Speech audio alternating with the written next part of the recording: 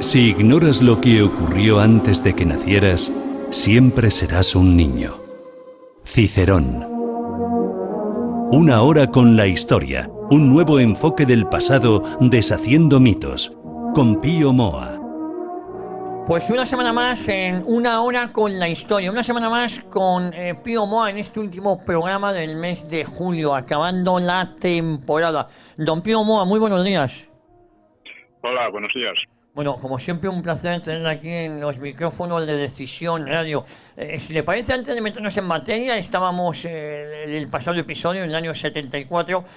¿Alguna reflexión, cosas que están pasando, que están sucediendo, que hayan merecido su atención? Bueno, están sucediendo muchas cosas, en su mayor parte desagradables.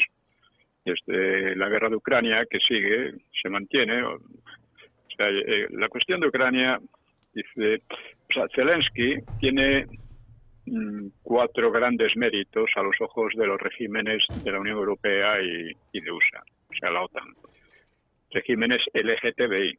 En primer lugar, pudo evitar la guerra aceptando la neutralidad de Ucrania, pero prefirió la guerra, de acuerdo con la OTAN. Esto es muy importante. Es muy importante porque define la situación real. O sea, todo lo que tenía que hacer era declararse neutral entre la OTAN y Rusia, que es lo que se le pedía, y nada más. Pero además, la demagogia, la retórica que emplea contra Rusia es una demagogia muy radical, muy similar, bueno, prácticamente igual a la de nuestros separatistas contra España, ¿no? Equipara a Rusia a una tiranía asiática contraria a los valores europeos, lo que llama los valores europeos, o sea, los valores LGTBI, que son los que actualmente definen a la Unión Europea. Esto es importante porque, digamos, hay una semejanza muy grande y Zelensky ha declarado que Ucrania no es un puente entre el este y el oeste, sino un tapón, una barrera, una defensa de Europa frente a Asia. Es decir, que Rusia, que tiene una de las culturas más importantes de Europa, pues no es Europa, es Asia, y él con esa mentalidad de fondo racista, ¿no? Como la de nuestros separatistas, ¿no? Que dicen que España es África, etcétera.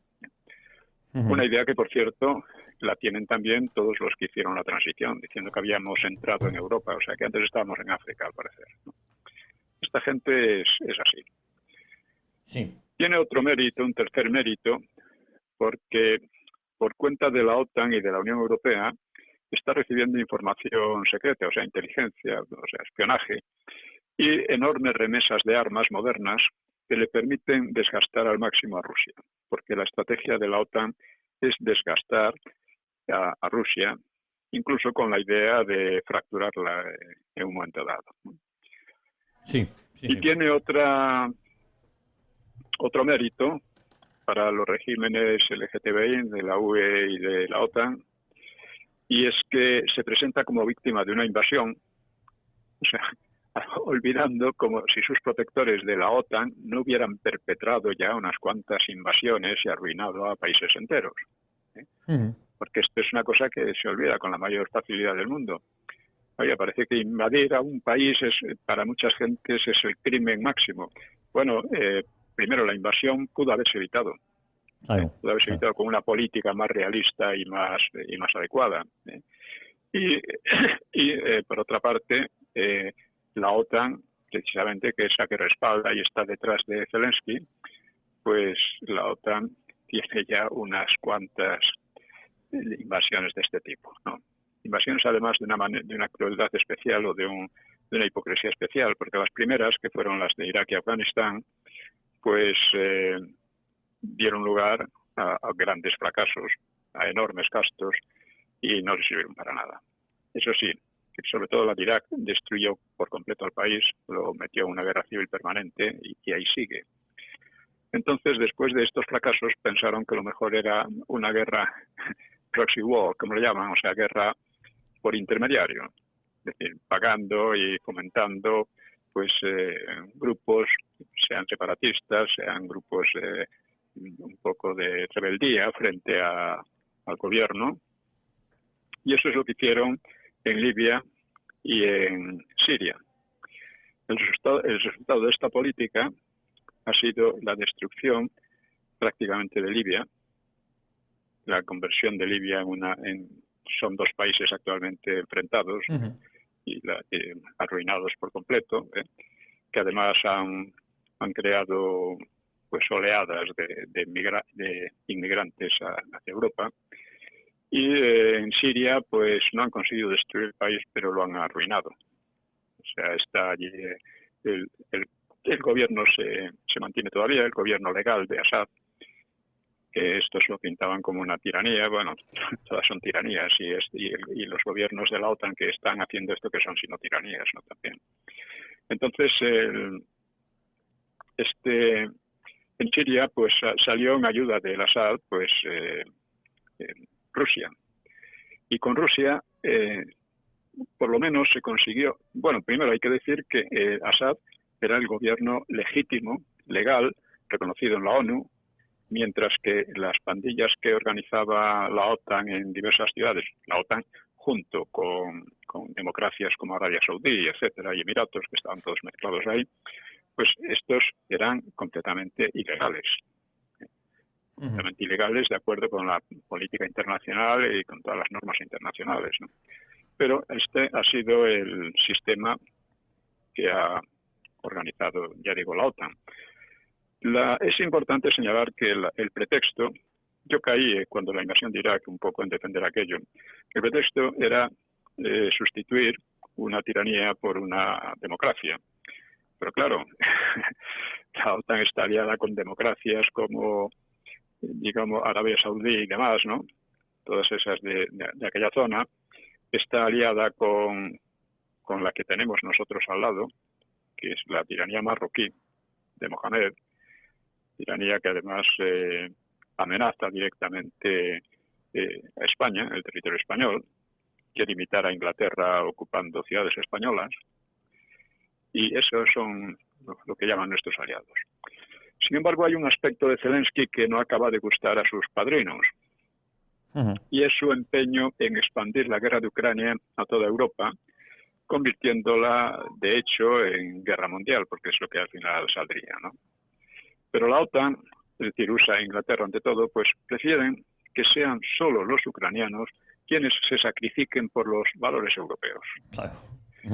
Otra cosa es que la prolongación del conflicto no desemboque en situaciones incalculables e incontrolables. Porque, claro, por una parte tratan de armar a Ucrania para prolongar lo más posible la guerra, pero cuanto más aunque no desean que la guerra se expanda fuera de Ucrania, o sea, que sean los ucranianos los que sufran las consecuencias, aunque no quieren eso, pero cuando más se alarga una guerra, más incontrolable se vuelve.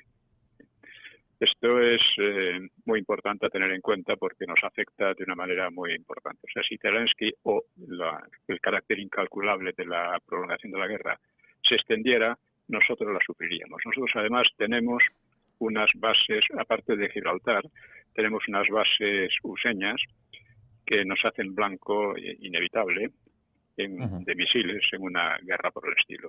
Unas bases que son completamente innecesarias porque se crearon precisamente para defender a toda Europa de la agresividad soviética. La Unión Soviética ha desaparecido y, como han dicho muchos tratadistas, incluso Kissinger, Kennan, ahora el coronel Richard Black, que por cierto tiene lo he puesto en el blog también, tiene una entrevista muy interesante en que expone un poco cómo ha sido la política desarrollada por la OTAN en estos años, en contra del aviso y la advertencia de muchos, digamos, políticos, tratadistas políticos useños también. Sí. En fin, estas cosas yo las recomiendo, lo pueden encontrar en un blog hace una semana o así, en mi blog, el enlace a la entrevista con este Richard Black, que que tiene subtítulos en español. Sí, Muy recomendable. Bueno, Sí, sí.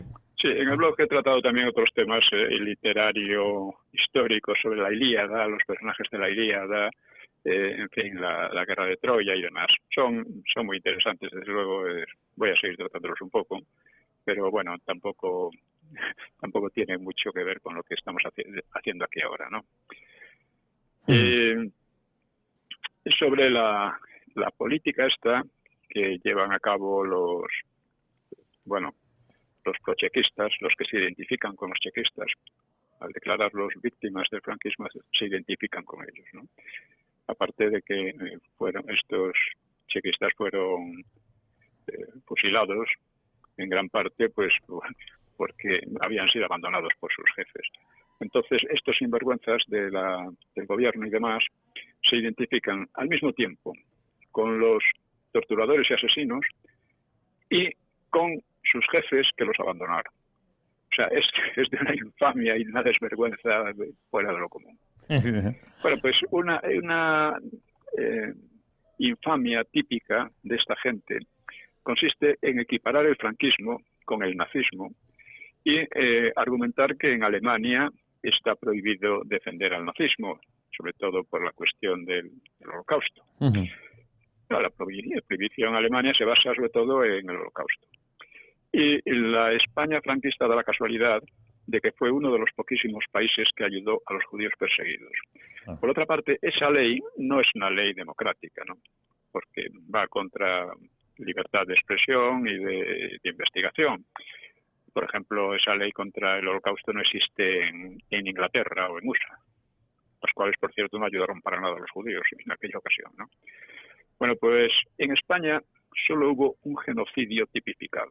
Se llama genocidio al asesinato de gran número de personas simplemente por pertenecer a una etnia o a una profesión o a una religión, etcétera. Sí. O sea, no es simplemente genocidio que se mata a muchas personas, eso depende. Todas las guerras serían genocidios, entonces, ¿no? Eso depende. Es el asesinato de personas simplemente por pertenecer a algo, una profesión, una clase social o algo así. Bueno, pues el único genocidio tipificado que hubo en España en la guerra fue el intento de exterminar al clero y de exterminar la cultura católica por los chequistas de entonces. Y son los chequistas actuales los que imitan a los nazis, porque utilizan formas democráticas para destruir la democracia. O sea, los nazis llegaron legalmente y democráticamente al poder y utilizaron su predominio en el Parlamento para aprobar leyes que destruían las libertades de los demás. Es exactamente lo que están haciendo estos ahora. Lo mismo. Y son ellos, en cualquier caso, los que tendrían que estar prohibidos y en la cárcel, empezando por el gobierno del doctor. Eso es. Bueno, en fin, sobre la cuestión esta internacional de España, que yo creo que queda definida por la cuestión de Gibraltar y la cuestión de nuestros amigos y aliados de Rabat, pues un tema un poco aparente, divergente, pero que tiene interés, es el de un medio manipulador que veo, un medio francés, que pregunta, ¿es mejor la vida en Reino Unido sin Europa?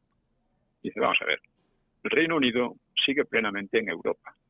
Tiene un régimen LGTBI como los demás, con histeria antirrusa como los demás, bajo tutela useña como los demás, y seguramente con las mismas angustias y preocupaciones económicas que los demás. Simplemente se ha salido de la Unión Europea, que no es lo mismo que salirse de Europa. Esto tiene que ver con esta miseria de pensamiento, miseria intelectual de nuestros políticos que hablan de que si entramos en Europa o si salimos de Europa. No. Estamos en Europa siempre, de toda la vida, y no necesitamos ni entrar ni salir. Ahora podemos entrar o salir en la Unión Europea, son cosas muy distintas. Este es un tema que tiene importancia histórica porque refleja un poco todo el fondo de las políticas que se están llevando, que son políticas contrarias a España, a los intereses nacionales y que tratan de disolver a España en unas entidades un tanto, un tanto... Sí, evanescentes, por sí, así decirlo, y además que son del momento y que probablemente no llegarán a gran cosa. Bueno, he expuesto también algún aspecto de mi libro sobre la hegemonía española y el comienzo de la era europea. Y uno de los aspectos es cómo Europa se expandió creando imperios. El primero fue el imperio portugués, luego casi inmediatamente el español. El español fue ya muy distinto porque digamos que el imperio español fue el primer imperio transatlántico de la historia, transatlántico y transpacífico de la historia humana. Creó una nueva era en la historia humana y tuvo un carácter muy diferente de los imperios que siguieron, el francés y el inglés.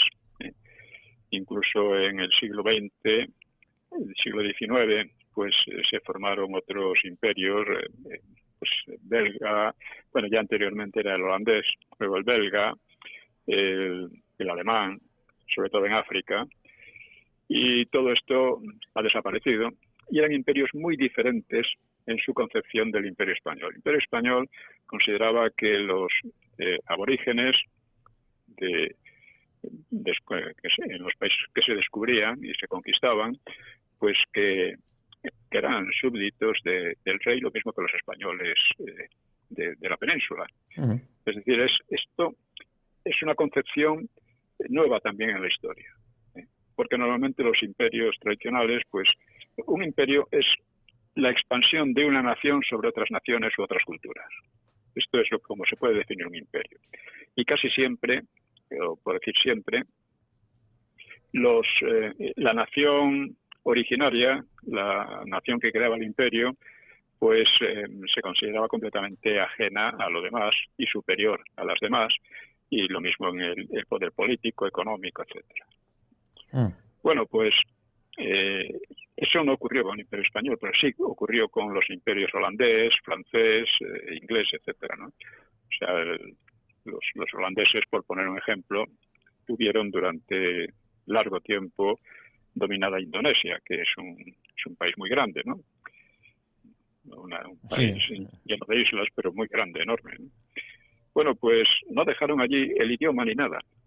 ¿Por qué? Porque no se molestaron en enseñarlo. Para los holandeses, los habitantes de allí eran simplemente gente a la que hacer producir a favor de Holanda, ¿no? A favor de los intereses de las compañías holandesas. Y nada más, entonces no se molestaban siquiera en enseñarles su idioma. Con que supieran 4 palabras para entender las órdenes era suficiente. Pues es un ejemplo de este tipo de imperio que no tuvo nada que ver con el imperio español. El imperio francés parecía un poco más, hicieron un gran esfuerzo además no solo por civilizar, sino también por evangelizar, ¿no? Por cristianizar a aquellos, aunque sobre todo en la parte del norte de África y tal fracasaron, porque digamos que los intentos de cristianizar a los islámicos han fracasado siempre en lo fundamental, de manera histórica, ¿no? Eso es así. Bueno, pues de estas cosas he tratado de que ya hablamos la otra vez de batallas decisivas en Europa que han sido olvidadas, Navas de Tolosa, la de Muret y esta otra que salvó a Francia, se puede decir, ¿no? Que fue el origen de la Francia que hoy podemos conocer, ¿no? La de Bouvines. Uh-huh.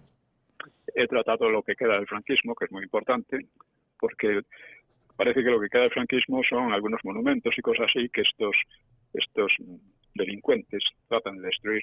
Pero lo que queda del franquismo es todo lo que permite que España siga existiendo como una nación y que quede todavía algunos restos de democracia que están siendo demolidos a conciencia por estos neochequistas.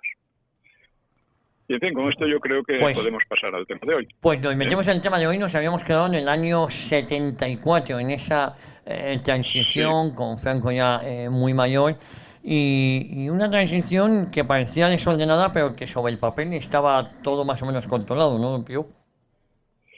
Sí, estaba controlado en parte. En realidad había mucha desconfianza porque era una experiencia nueva y nadie sabía cómo podía salir. Había una sociedad, efectivamente, que era muy distinta de la que vivió la Guerra Civil y la República, y esto era digamos, el punto clave, ¿no?, del asunto, ¿no? Pero al mismo tiempo había un gran peligro y un gran miedo a que en cuanto se volviera al régimen de partidos al estilo europeo, pues esto degenerase en una situación como la de la República, que fue la que llevó a la Guerra Civil. Esto era el gran problema. Era el gran problema. ¿Cómo hacer para que haya una evolución sin que se derrumbe el régimen y sin que, o sea, el régimen evolucione, pero se reconozca su legitimidad, etcétera, y se reconozca muchas cosas, lo mucho que trajo a España, y al mismo tiempo se evite una nueva, digamos, un nuevo estallido de demagogia y de odios como los que caracterizaron a la República. El 1934 fue el año anterior a la muerte de Franco. Esto es importante tenerlo en cuenta. Ya hemos señalado cómo fue un año en el que se produjeron, pues, en Grecia cayó el régimen de los coroneles, era un régimen de derecha, un régimen militar.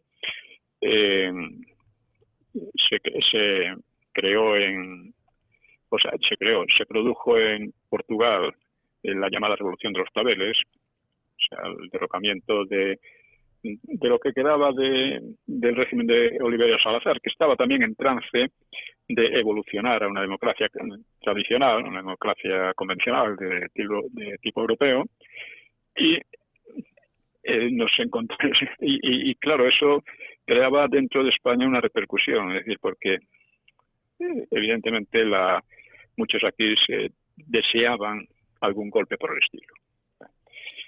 Bueno, esto no ocurrió, lo cual demuestra, por una parte, la debilidad de las fuerzas antifranquistas, y no ocurrió a pesar de que la Iglesia estaba desempeñando un papel nefasto, protegiendo y fomentando los separatismos, a la ETA y los comunistas, etcétera, ¿no?, con la idea de congraciarse con ellos cuando cayera el régimen. Pero el régimen no cayó y no tenía que caer, no cayó en ningún momento. Bueno, pues en julio, después de todo esto que hemos mencionado, pues Franco sufrió un grave ataque de tromboflebitis y el día 19, después de una hemorragia que lo puso al borde de la muerte, pues delegó en Juan Carlos la jefatura del Estado. La situación se prestaba a mil maniobras y los políticos pues estaban tomando posiciones ante una evolución que nadie tenía clara. El procurador en Cortes, José Luis Meilán, pues auguraba, dice: frecuentemente los regímenes no son derribados por la presión de sus adversarios desde fuera, sino que mueren por la falta de confianza de los defensores desde dentro. Claro, había una gran desconfianza dentro del franquismo porque no había un Franco sustituto, o sea, alguien con la categoría, el prestigio de Franco, eso para empezar. Y en segundo lugar, las cuatro fuerzas principales del franquismo, pues, estaban, como hemos dicho, pues, en plan de descomposición, ¿no?, de desplegarse, ¿no? Así que, ¿qué es lo que se podía hacer? Bueno, pues, altos cargos del régimen, como Juan Manuel Fanjul o Garicano Goñi, pues, daban por liquidado el movimiento, calificándolo como un recuerdo, tanto desde el punto de vista teórico como del práctico. Recordemos, porque esto se olvida, que el movimiento no era el partido único del franquismo que dominaba el Estado. Era solo un ministerio poco dotado económicamente y que estaba más o menos dirigido por la Falange. La Falange solo era una de las cuatro fuerzas que ya hemos hablado muchas veces. Las cuatro familias, sí. Familias, ¿no? De hecho, partidos, ¿no? En la labor de liquidar el movimiento, porque el movimiento parecía que era lo que más se asemejaba al fascismo derrotado en la Guerra Civil, y era lo que muchos pensaban que había que sacrificar para salvar la situación. cosa que era una cosa que demostraba también, entre otras cosas, la falta de pensamiento democrático y de conciencia histórica de aquellos políticos, la mayoría de ellos en el franquismo, ¿no? Bueno, pues en la labor de liquidarlo estaban Cabanillas, que era ministro de Información, estaba Carro, que era el ministro de la Presidencia, y que llegó a preparar un decreto disolviendo la Secretaría General del Movimiento. Claro, otros se oponían. Por ejemplo, el ministro secretario general del movimiento era José Utrera Molina, que se opuso, y señaló cómo se boicoteaba todo intento de creación de círculos culturales, de centros de estudios, de agrupamientos juveniles y de formación de cuadros.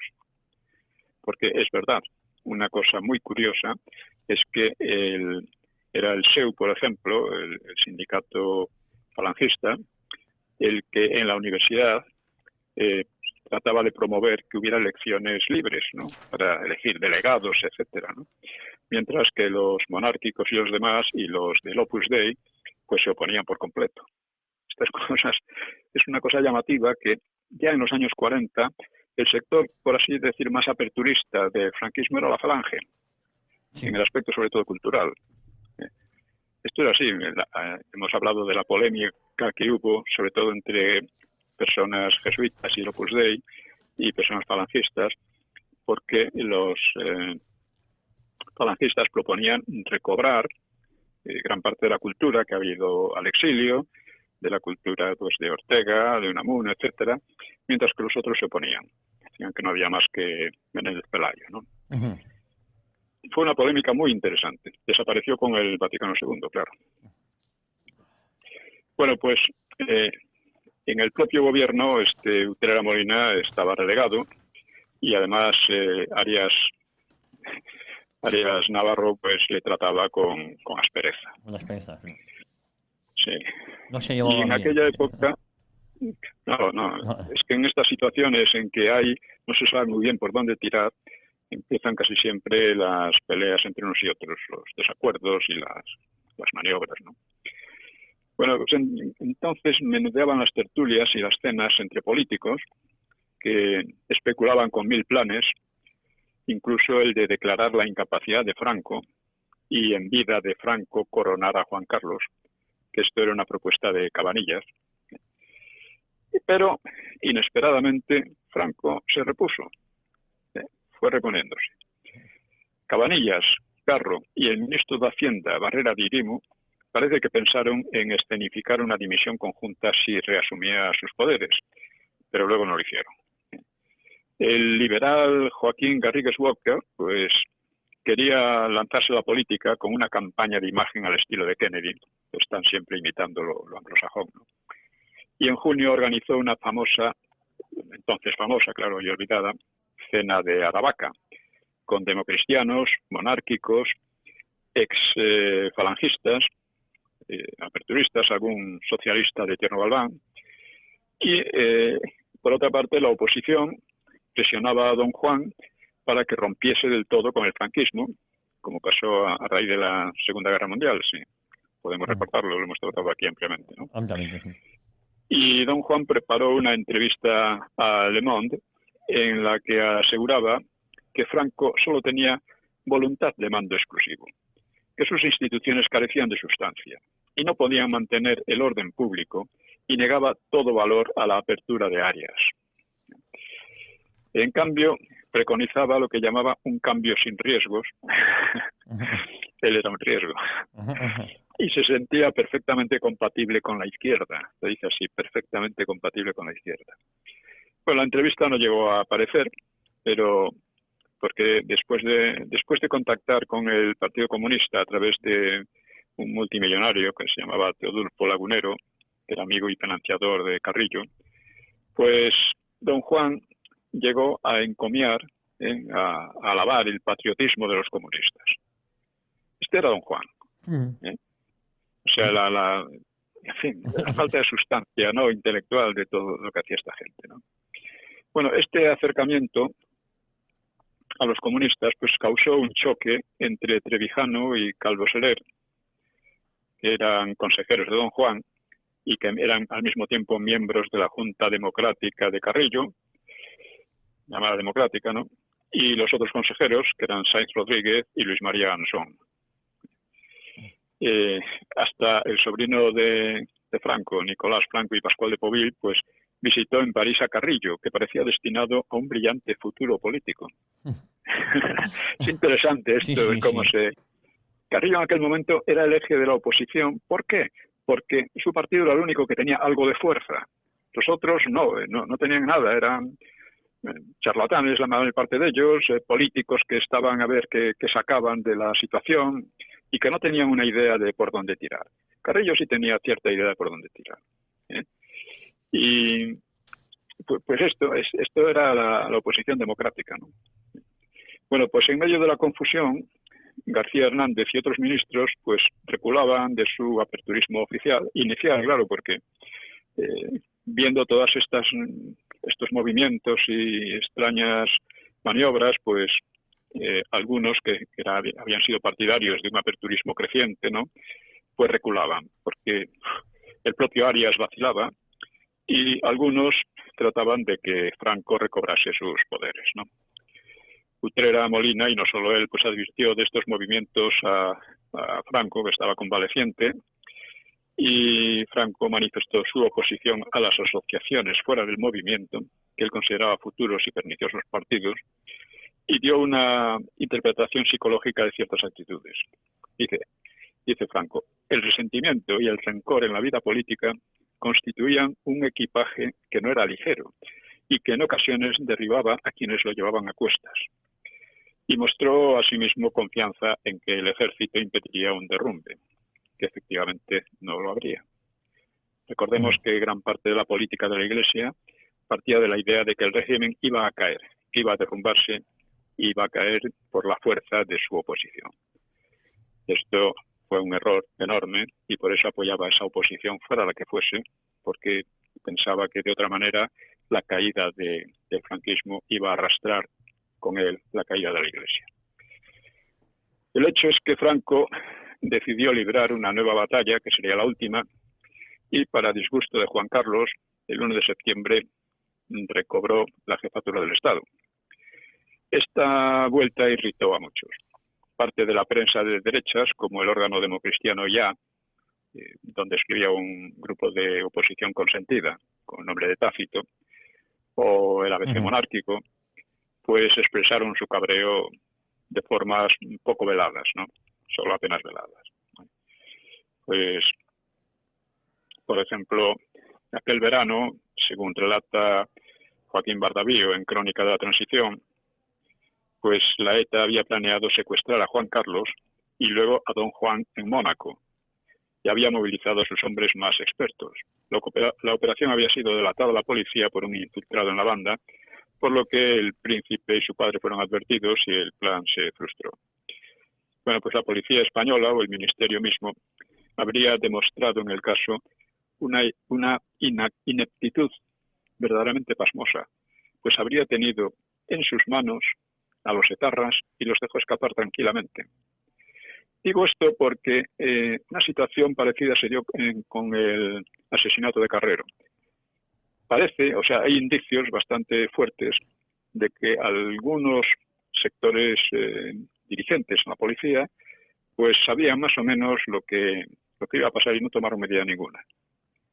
Pues aquí en el caso del plan de la ETA de secuestrar a Juan Carlos y a don Juan, pues, en fin, lo desbarataron en el sentido que no fueron allí o cambiaron el viaje, pero a los etarras que los tenían en sus manos, pues lo dejaron que se fueran tranquilamente. Eso lo dice Bardavío en su Crónica de la Transición. Hay un montón de material muy interesante, ¿no?, sobre esta época. Bueno, el 13 de septiembre, la ETA mataba a 12 personas y hería o mutilaba a más de 70 con una bomba en la cafetería Rolando, junto a la Dirección General de Seguridad y junto a la Puerta del Sol madrileña. La bomba aparentemente se dirigía contra guardias que frecuentaban el local, o policías, ¿no?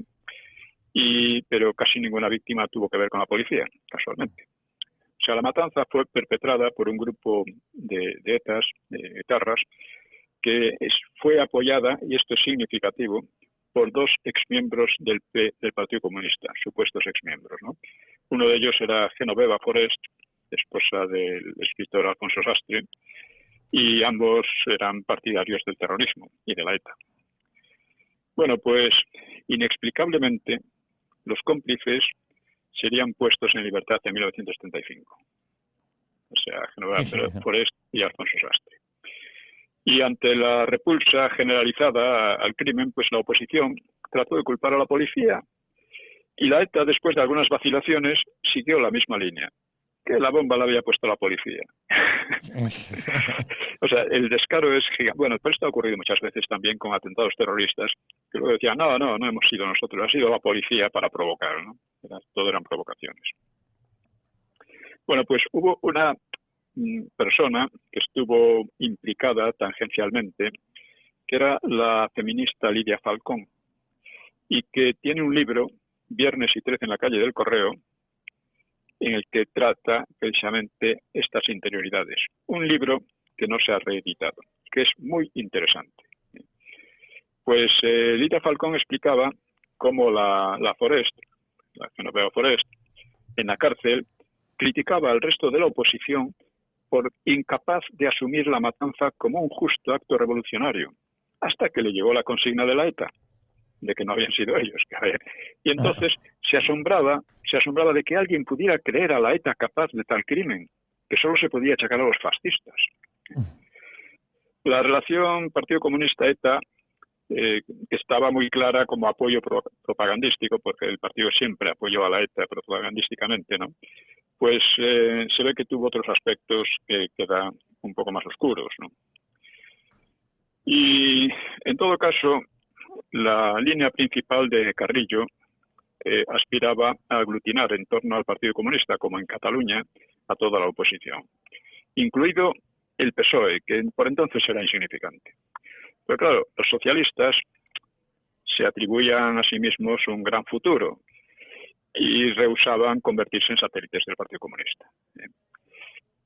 Claro, no les faltaba razón, porque fuerzas muy potentes dentro y fuera de España pues apostaban por el PSOE como una alternativa frente al Partido Comunista, igual que el PNV frente a la ETA. Y así, en octubre, los socialistas celebraron su 13 congreso en Suresnes, cerca de París, consumando la victoria del grupo de los sevillanos, auxiliados por los bilbaínos, sobre Llopis y el PSOE histórico. Ya hemos visto que se había venido produciendo, ante la perspectiva de la democracia en España, pues dentro del PSOE se había producido una lucha interna feroz entre el PSOE histórico y el PSOE de los sevillanos, o sea, de Felipe González y compañía, ¿no? Santiago Carrillo cuenta como los del interior de España, o sea, los sevillanos y algunos bilbaínos, de Redondo, ¿no?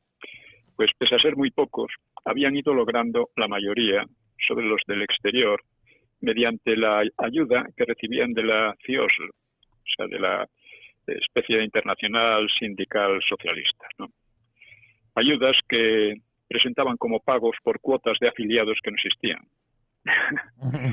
Es decir, los socialistas de aquí presentaban a los del exterior, a la internacional esta sindical, pues un montón de afiliados que no existían, y a cuenta de ellos recibían pagos. Bueno, Llopis, claro, tendría que haberse felicitado por los supuestos progresos del interior, para descubrir que, pero claro, llegó a descubrir que aquellos afiliados imaginarios la habían dejado en minoría. Así se lo explicó a otro dirigente socialista, Enrique Mújica, dice, con toda naturalidad. O sea, que todos jugaban a lo mismo. Bueno, pues, dependían por completo del dinero que les llegaba de fuera, dicho de otra manera.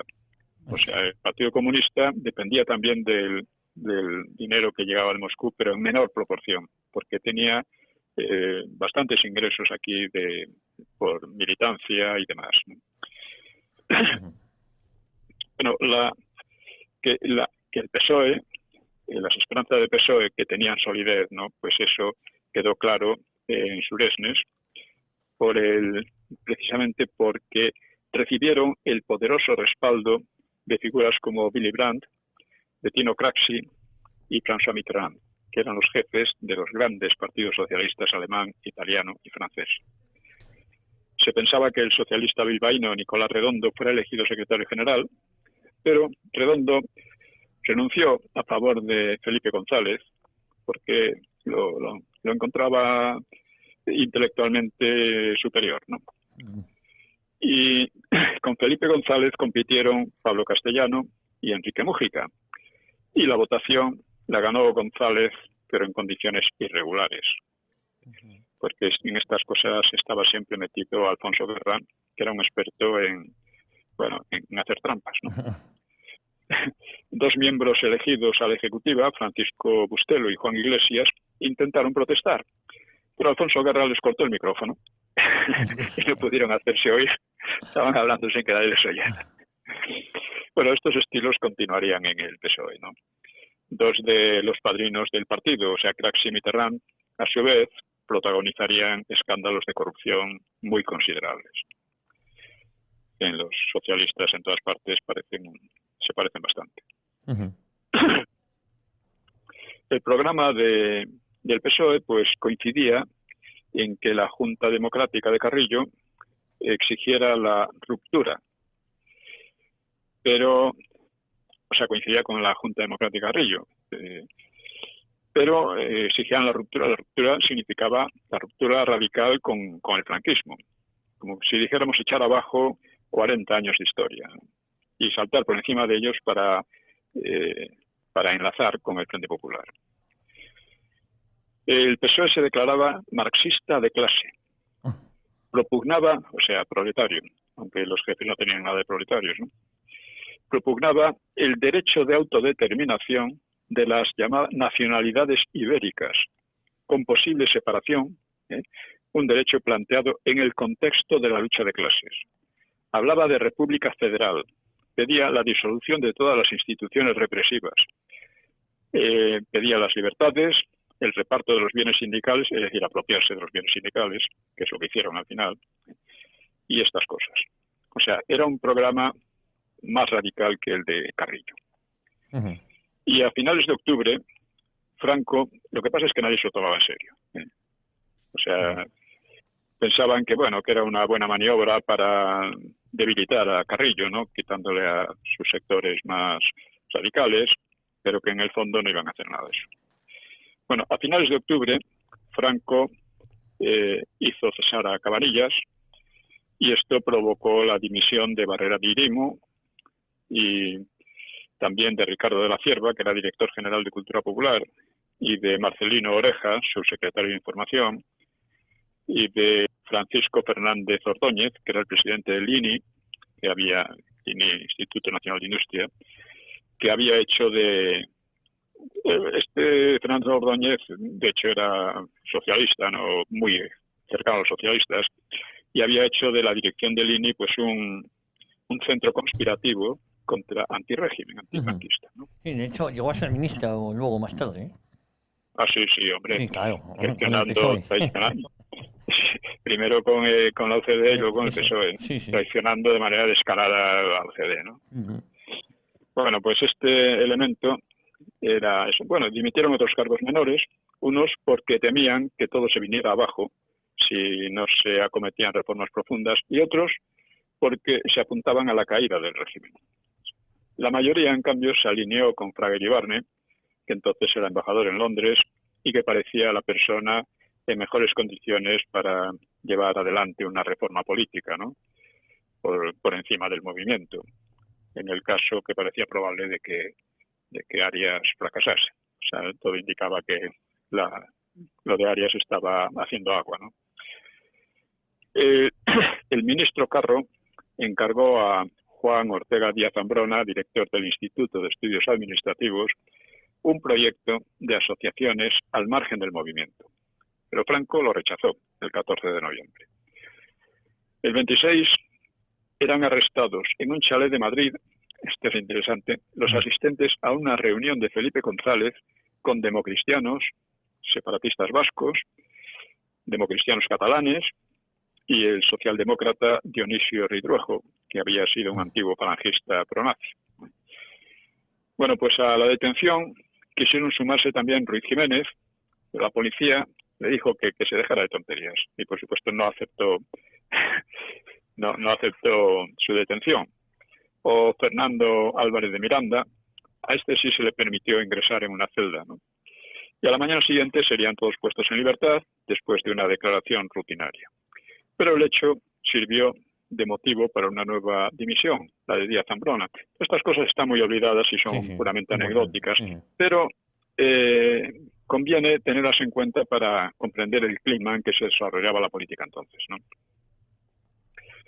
Y las violencias externas, como la de la ETA y demás, pues, y los problemas internos, pues dieron una buena oportunidad al ministro Utrera Molina. Y a su juicio, dice él, nadie podía creer seriamente en la posibilidad de un derrumbamiento del sistema. El régimen seguía siendo sólido, sus apoyos populares no eran escasos y su base ideológica era potencialmente muy rica y contaba con múltiples posibilidades de modernizar y agilizar sus estructuras si hubiera una voluntad decidida de ello.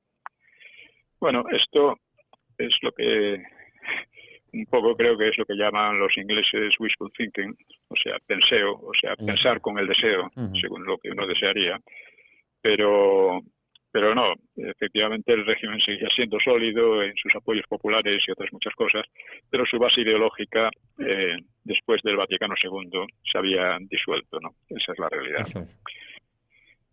Aquel año, por ejemplo, dice que se había afiliado a la Guardia de Franco 36.000 personas entre los 18 y los 30 años, y él mismo había organizado una demostración de 17.000 jóvenes contra el cabreo del resto del gobierno. Arias la llamó una concentración de niños gilipollas, textualmente. Pero admitía que dentro del régimen, el cerco al que, o sea, estoy hablando de Utrera, el cerco al que estaba sometido el movimiento se estrechaba cada vez más y las deserciones eran notorias. Veía que el gran capital empezaba a favorecer a los enemigos del régimen y había una presión del exterior, particularmente del mercado común, de la CE, de Inglaterra y de USA en el mismo sentido. La CE, con el embrión de la Unión Europea, pues desde finales del 73 estaba afligida por la crisis del petróleo y trataba de empeorar el trato comercial que tenía con España. Y España, claro, resistía bastante bien. España entonces solo tenía un 3% de paro. Esto indica algo, ¿no? Aunque los problemas políticos pues impedían afrontar la llegada de la crisis, porque a pesar de todo iba a llegar la misma crisis del resto de Europa, ¿no? Económica me refiero, ¿no? Y Francia negaba la extradición de los asesinos de Carrero. O sea, la complicidad de los gobiernos franceses con la ETA fue notoria durante muchos años.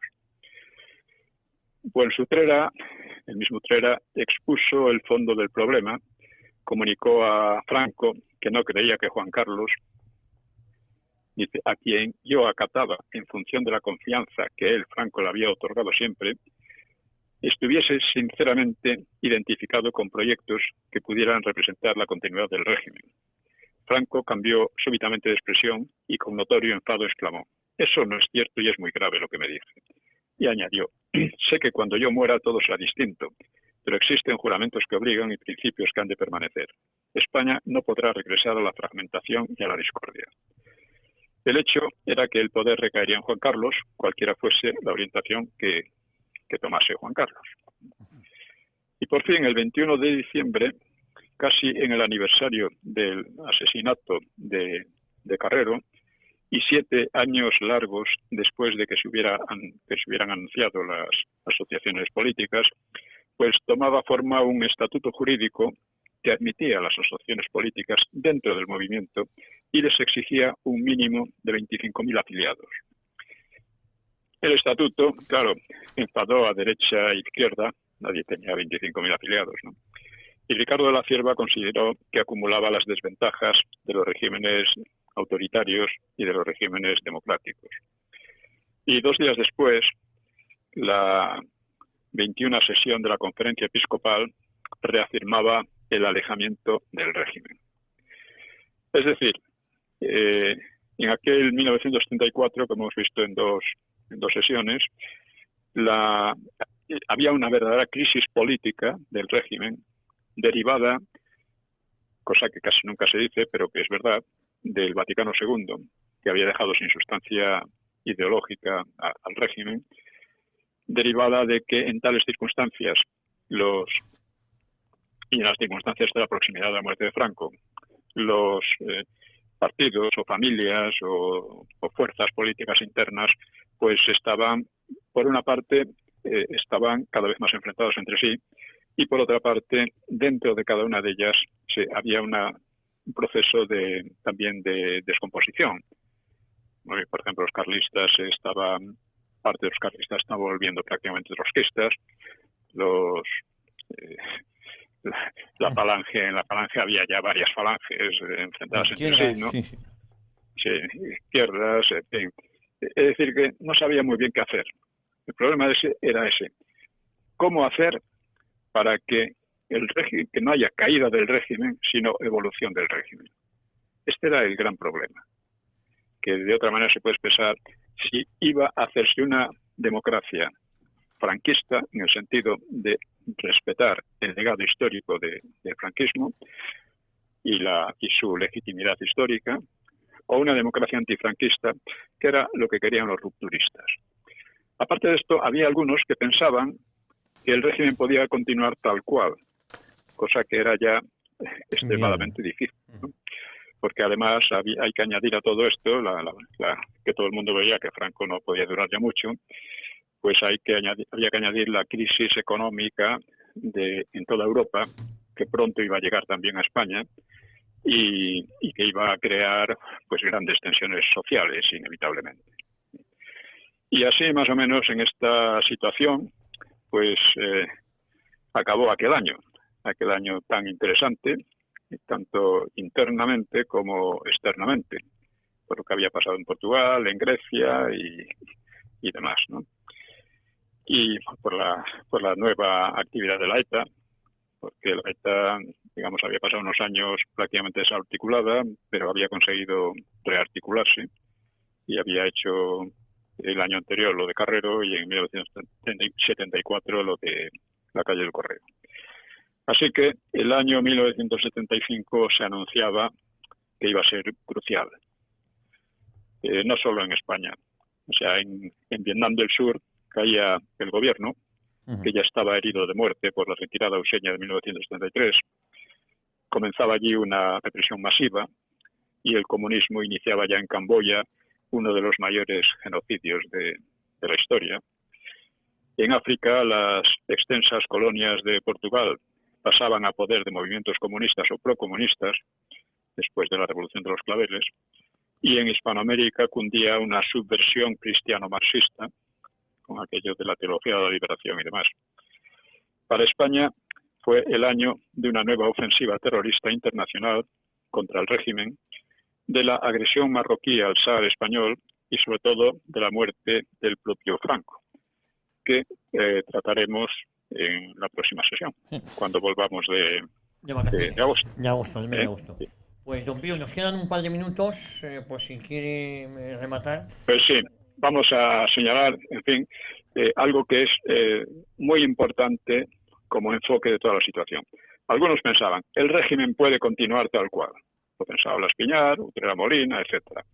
Otros pensaban, el régimen no puede continuar de ninguna manera porque no hay otro Franco y porque la situación internacional impulsa en una dirección hacia la democracia, de manera que hay que plantear si la evolución del régimen va a ser como es debido, o sea, sin traumas, sin grandes problemas, y hacia una democracia homologable a la de Europa Occidental, por la sencilla razón de que el régimen después del Vaticano II, el régimen se declaraba católico, político católico en definitiva, y el Vaticano II había dicho que de ninguna manera. Y entonces, ante la inevitable evolución del régimen, podía ser evolución realmente o podía ser caída. Gran parte de la Iglesia creía que iba a ser una caída y que podía arrastrar a la Iglesia, y por eso había estado apoyando a todos estos grupos subversivos y desde luego antidemócratas, pero pensaba que el futuro era de los marxistas, ¿no? Eso lo pensaba muchísima gente entonces. Y entonces estábamos en eso. Todos los problemas políticos que había giraban en torno a qué hacer, cómo hacer ante una situación que inevitablemente iba a cambiar. El propio Franco lo decía, eso dijo Vernon Walters. Yo sé que después de mí todo va a cambiar. Va a cambiar mucho, etcétera. Ahora, lo que quería era que fuera un cambio en orden y que respetara la unidad nacional ante todo. Bueno, pues esto es lo que en definitiva se iba a conseguir. Hubo una lucha entre los llamados reformistas y rupturistas. Rupturistas era la Junta Democrática, era el PSOE, etcétera, y los reformistas, que era una reforma que, claro, iba a acabar con el régimen tal cual, pero iba a mantener su herencia, su enorme legado histórico, que iba desde la monarquía hasta la democracia, porque la democracia salió del régimen y no podía salir de una oposición al régimen que no era democrática y nunca lo había sido. Pues este es un poco el resumen de la situación que se estaba creando entonces, de las grandes incertidumbres, el no saber qué hacer, los grandes oportunistas, los sinvergüenzas y de todo. Entonces son situaciones en las que hay de todo. Pues en fin, creo que con esto... Con esto acabamos esta temporada, este episodio, con la promesa de volver con nuevos episodios. Insisto que a lo largo del mes de agosto vamos a poner en difusión en algunos de los episodios que aquí hemos comentado, con la promesa de volver pues a primeros de septiembre, como es habitual. Exactamente, muy bien. Don Pío, pues un abrazo muy fuerte. Luego hablamos. Pues un abrazo a todos y buenas vacaciones. Muchas gracias, un abrazo.